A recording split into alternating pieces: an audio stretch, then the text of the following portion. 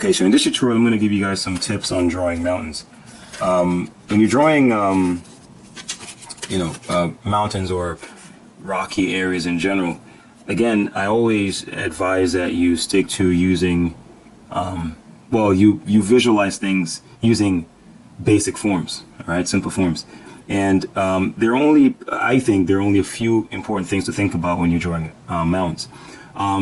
You can get lost in all the details, and it can seem pretty overwhelming, but at the essence of it is really simple. And I'll just show you some basic things. First of all, if you can visualize this, which is just a block, right? If you can see a block, then again, this is primarily what everything will be based on, and you'll see in a second. Now, first, you have to understand, how does a basic block interact with light in general. So, for example, we sense the volume of a block when we can see at least two of its three sides. Ideally three, but at least two. Right? And secondly, other than seeing the sides, we also feel the volume when we can distinguish the value. So, for example, if the light is shining from this direction, obviously this will be the lightest. This is facing down, so this will be darkest, and then this one will be in shadow and it's facing this way. Alright, but you can distinguish the three values, and that gives it a sense of volume. Alright, in addition to the fact that we're seeing three sides. Now, an important thing to point out is that you can also distort or manipulate the form of this block so it looks, like something else. I mean, it just looks like a block here. But you could think of it as tapering, for example, in that sense. So here it looks like it's tapering. And the same thing, if light were shining on it, the same effect. Alright, that would be in shadow because it's facing away, and this is in light because it's facing towards the light. Similarly, you can picture this even as a triangular prism. Same thing would happen if light is shining on it, this would be in shadow, and so on. Alright, now, when you're thinking of even like a mountain range, for example, you think of a simple form like this. Same thing again. Now, of course, these are regular geometric forms that are not being manipulated in any way to show anything different. Now, looking at this, you could have this look something more like that, like this.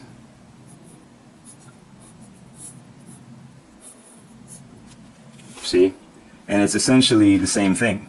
I just manipulated the contour so it seems somewhat, irregular, but it's essentially the same thing as this. So that's what I mean when I say, thinking of things you see in terms of basic forms. Yes, this seems irregular, but at the end of the day, it's really just a triangular prism. All right. Same thing with this. You could actually make it a little bit more regular. So instead of having just a straight line like this, you could actually make it a little bit more irregular, like so. So now it looks like a ridge or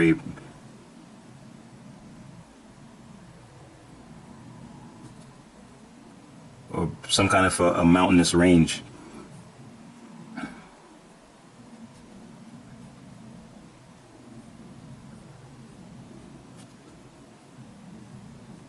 The same thing is happening, and then over here it would be in shadow. So the point I'm making here is that, you have to, it helps to try to think of these forms in basic. When you think of these natural forms in terms of basic forms, they become super easier to draw. All right. So, and that's what I've done here. So even with this, I've just made this, going from this, the block, to something more, it's tapering here. Here's like a pyramid. And then I just distorted it. And then you can attach this, and you could have even more in the background. So it's like this.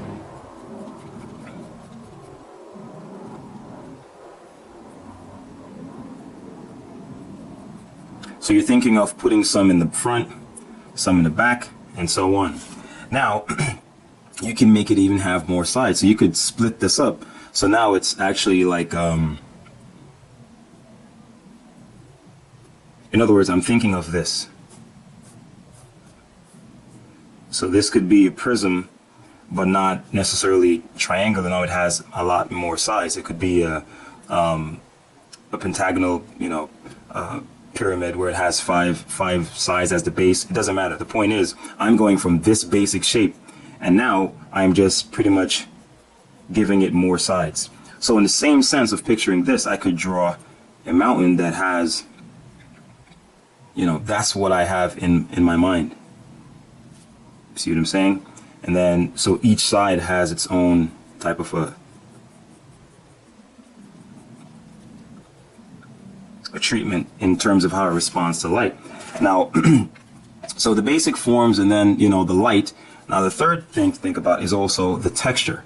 Now, pen and ink is very suitable for drawing like mountains and stuff like that, because you can easily create texture. You can just do something like this, and that can be texture enough. All right. So the main ways to get the texture is to show it in the contour, okay, and also in the types of lines that you use. So the lines that you'll be using to shade in the volume and the shadow will not only show light and shadow and create volume, but also will create texture as well, that rocky type of a texture. So, even if you want to use, say, for example, short lines, which I generally use, because these lines generally create that really rock-like effect, because they give the feeling like light is shining through, and it's really, and it's also has that grainy, rock-like, rough texture as well. Now, the last thing to think about, in addition to the texture, so you have the basic form, you think about light, you think about texture, then the next thing to think about is the surface forms. So in other words, you imagine you have a block like this, right? It's a block form like that. Now, say for example, this is in shadow, this is in light, all right? Now, imagine surface forms on this. This is the overall, the larger mass, okay? And everything obeys this basic value relationship. In other words, everything facing this way will be in shadow, everything facing that way will be in light. Now, you may have a form on top of this. So for example, what I mean by that is, let's say, I'm going to draw a form on top of this, like so.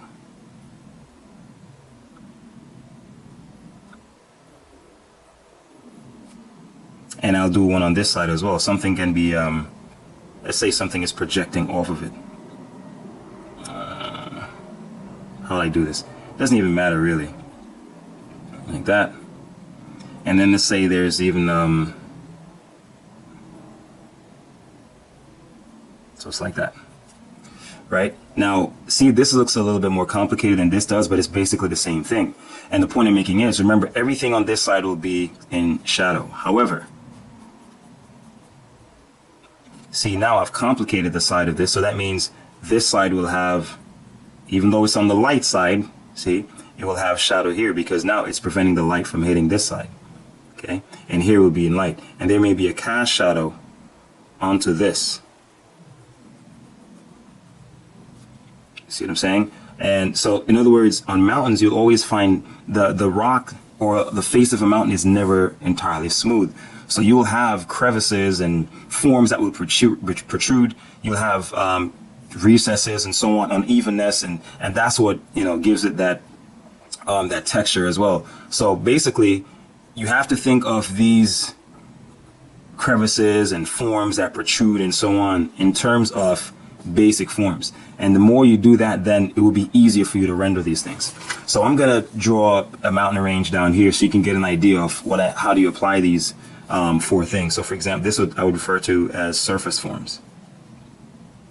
So in other words, the most important thing to think about when you're drawing mountains is the overall mass of the thing. So say for example, I were to draw a triangular or pyramidal type of a form. I'll sketch it out in pencil. So this will reveal how I'm thinking about it.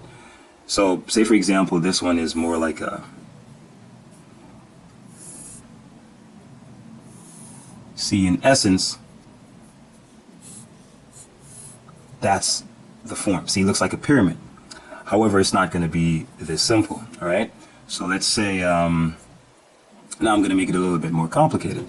So on this side, there's going to be, say, a couple projections, or this is not even just going to be this even. The edge is going to be more like this, like this.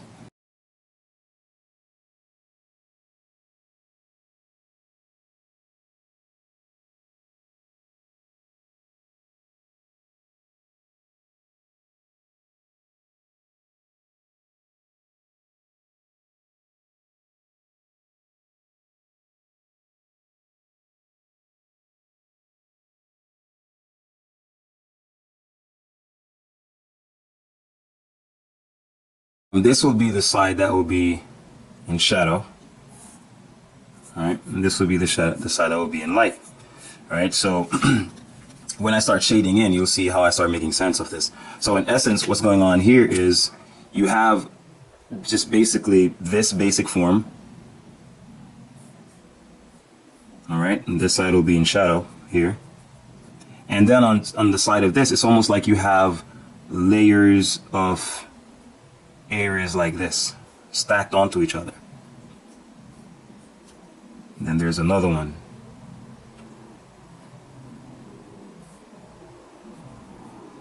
So all of these will have shadow on this side. And then there's another one stacked onto it. And it's creating this step-like type of feature. Now, let's just see how I would, do this one, so you can get a feel of, how you create these forms.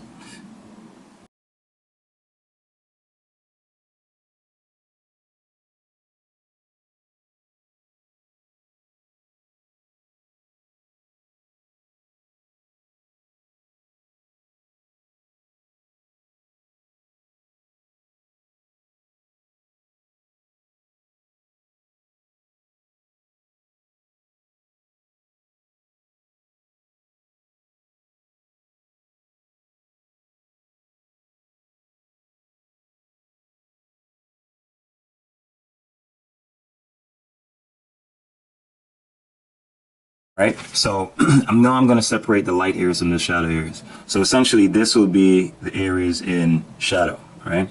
And you can experiment with the types of lines you want to use. I'm just going to use some short, choppy lines here. And you can even create just one layer at a time. So for example, I can show you how you could just create one layer.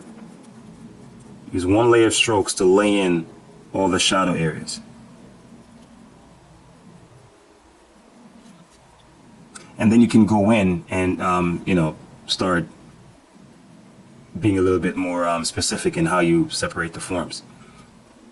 So what I'm going to do now is I'm just going to go in and put in a layer of strokes just to separate the light from the shadow area, so you can see the basic mass of this, mountainous form.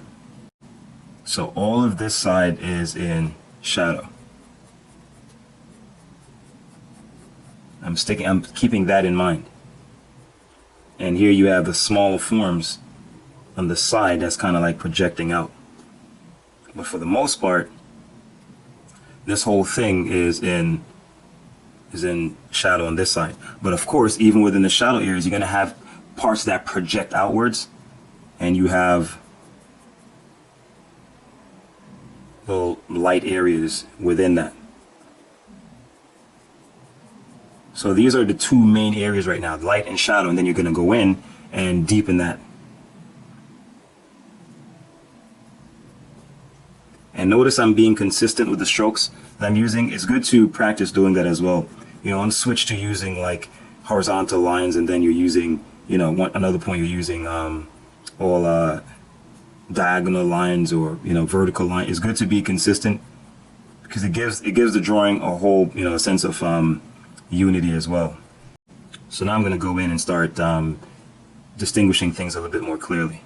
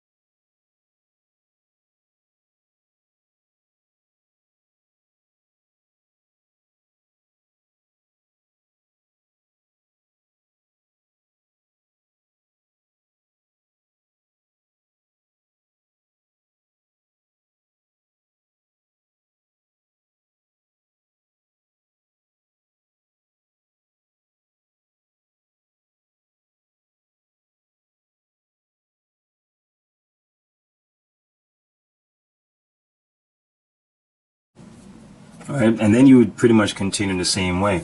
So over here, I'm just going to draw a, okay, I'll do one that's more like block-like instead of this pyramidal type. So it looks, you know, sketch it in. So imagine something that's more like this. Because I'm thinking of it basically as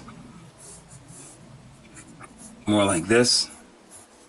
And then the irregularities are on this side. So for example, some part may come out, some parts may go in, and so on.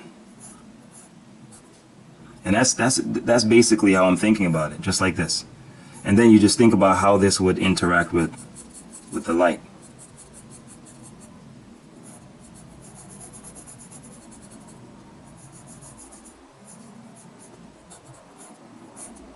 And so on. And that's the basic idea and the basic approach that you're using.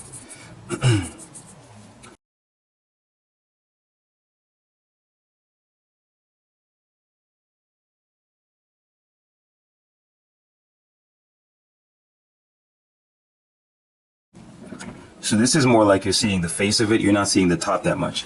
So I'll just go in and start outlining this whole thing.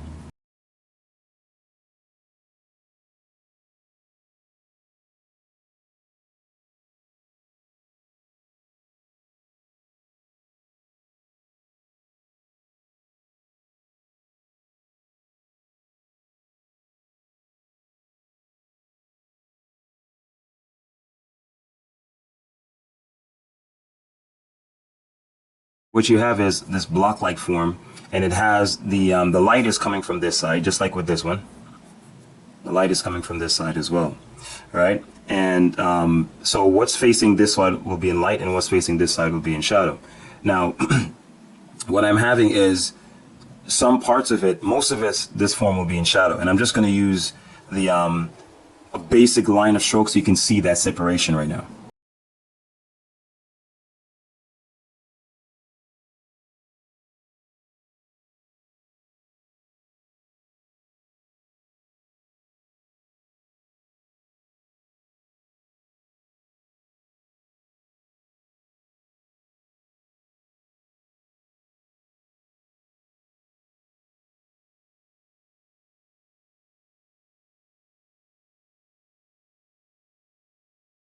All right, so that's basically the separation.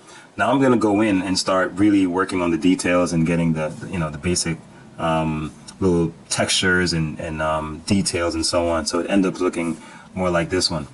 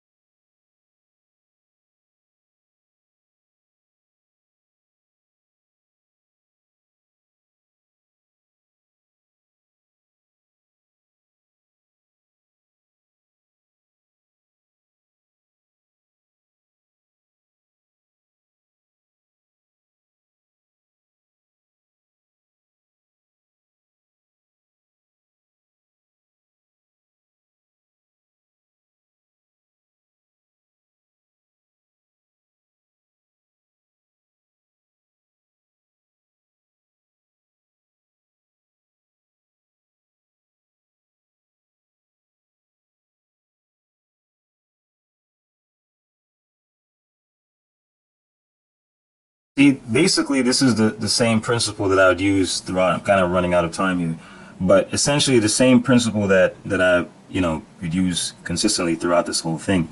And if you notice, that's essentially what I'm following here.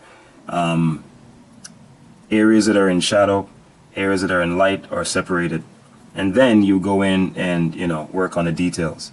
And then you'll find that it's a lot simpler when you work like that, because then you can see what is where, and you're not just copying something without understanding what's going on.